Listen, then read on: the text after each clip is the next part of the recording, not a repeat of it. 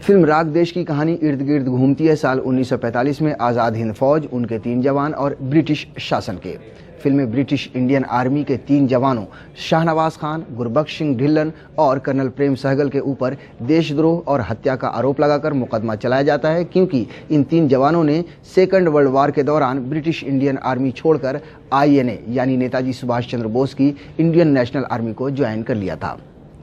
तिग्मांशु धूलिया द्वारा निर्देशित फिल्म राग देश इतिहास के पन्नों को खोलती है और दर्शाती है कि किस तरह सेकंड वर्ल्ड वॉर के दौरान ब्रिटिश सरकार ने ब्रिटिश इंडियन आर्मी के जवानों को जापान के सामने परोस दिया था।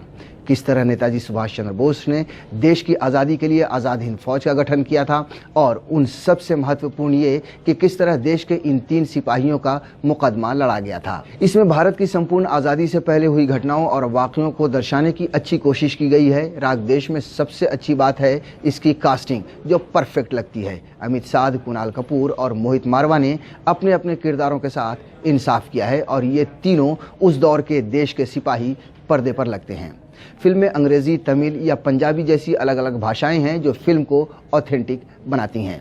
फिल्म राग देश का पहला हिस्सा कसा हुआ नजर आता है, मगर दूसरा हिस्सा थोड़ा बिखरता है और ऐसा लगने लगता है कि कहानी लंबी हो रही है।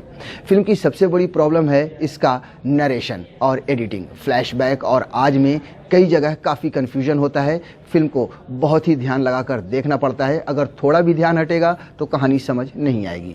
निर्देशक तिग्मांशु धूलिया का कहानी कहने का अपना अंदाज है, मगर उन्हें भी ये सोचना चाहिए कि कहानी को आसान बनाकर कहा जाए ताकि आम आदमी भी उसे आसानी से समझ सके। अगर आपको इतिहास में रुचि है तो आप इस फिल्म को एक बार देख सकते हैं, और अगर इतिहास की जानकारी है तो इसे आसानी से समझ भी सकते हैं।